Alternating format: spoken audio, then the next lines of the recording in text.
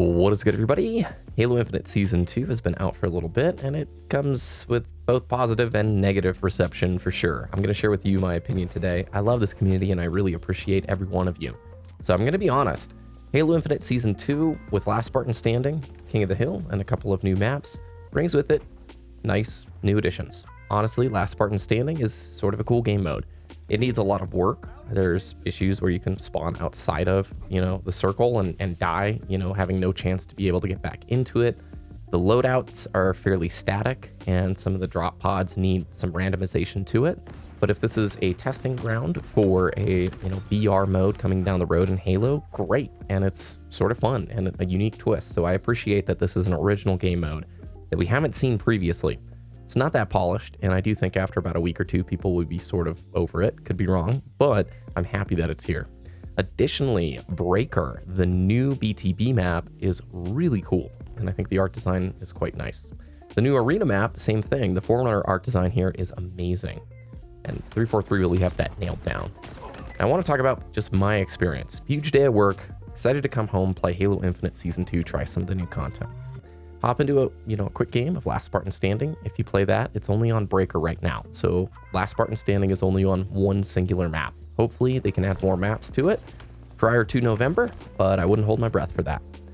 So I hop into BTB because I really want to see how the new BTB map plays. I get Deadlock, and I get joined in progress into a very losing match. Okay, well, let's just queue up once again. Yep. Loaded right back into another join in progress losing match of BTB. And once again, this match goes to time and goes to sudden death, lasts absolutely forever. Queue up Arena, trying to go and get into the new Arena map. And of course, it's a join in progress, very losing match, King of the Hill on Streets. All right, we'll go hop back into Last Spartan Standing, since that seems like it's one of the only ways to go and enjoy the new maps consistently without having to play through content that we've been grinding for the last 6 months. I load into the game, I ended up top 2, and then I continued to spawn outside of the playable area. So the respawn did not adjust to the closing circle, and there was not a way to really get back into the playable area before dying. So not a big deal, but again, these frustrations, these little things, they start adding up. On top of that, I go and I look at the challenges, with most of the challenges being focused around the new Last Spartan Standing game mode. Here's a little tidbit. Even though the game says that you can leave the match once you've run out of lives, understand it can impact the challenges that you're trying to complete. It has been said on Twitter that it's supposed to let those challenges tick over, even if you leave the match at the time when it says you can, once the actual game finishes. But there's plenty of reports saying that isn't working. So your best bet is to wait and watch the rest of the Last Spartan Standing game mode, because there's some bugs afoot here. On top of it all, there's a new trigger dead zone bug where when you're using the battle rifle, it may not fire. And this is happening for a lot of people, even people who have adjusted the dead zones in an attempt to try and remove it. Fairly big oversight, especially if you're going to be playing some of the ranked offerings.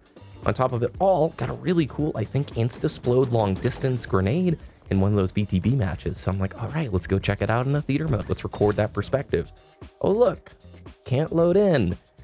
The same theater bugs still present. Even after restarting the game, changing settings, etc. This is happening for a lot of people. And on top of it all, they removed skill jumps that were present in the game, as well as a lot of speedrun tricks that were heavily featured along the main route. Let's start with the skill jumps first. So the Streets Pizza jump, no more.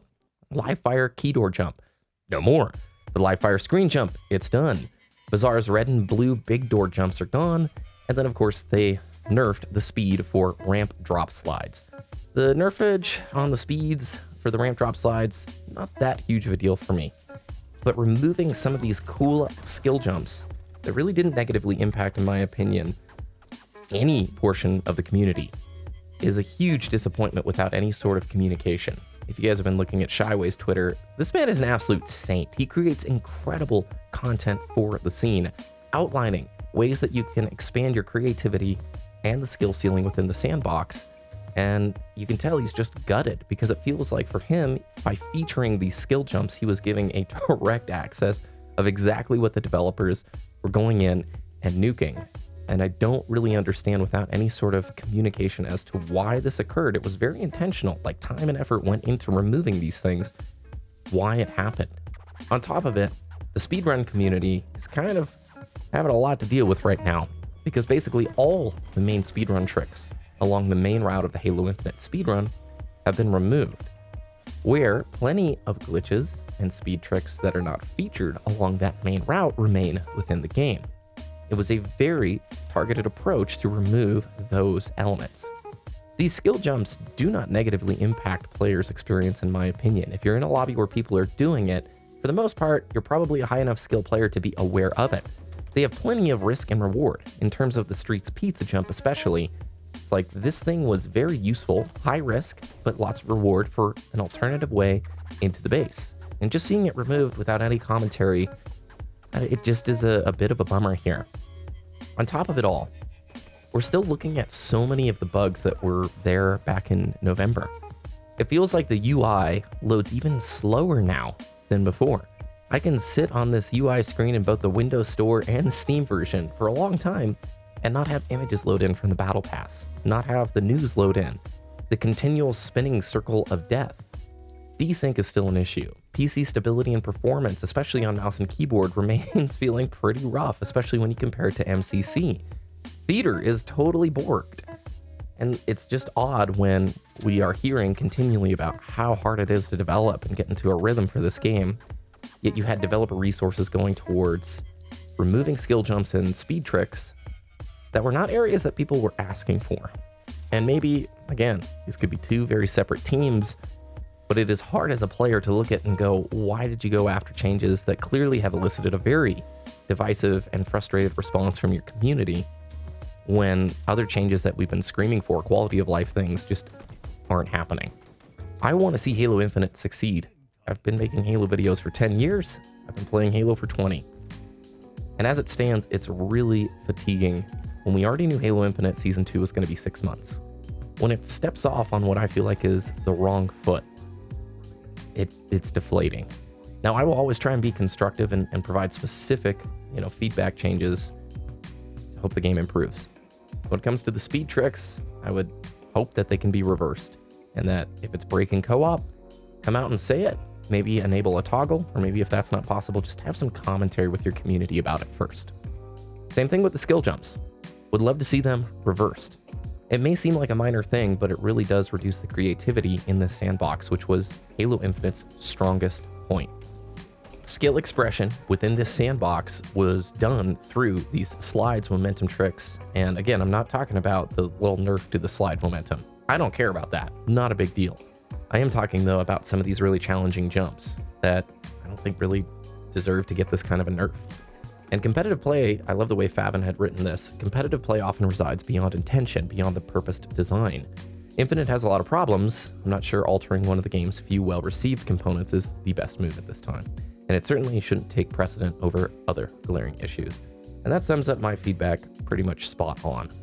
What do you think of Halo Infinite Season 2 so far? Give me your thoughts down below. I don't know. I don't know what my interest level will be. Still seeing so many of these bugs, UI problems, theater issues, everything. It's like, I don't know. I don't know if I have the momentum or even the desire to grind this. I want to see them succeed, but it sure feels like they want us to wait until September or later for that to happen. Thanks for watching this video. I hope you have a great day, and we will see you again in the next one.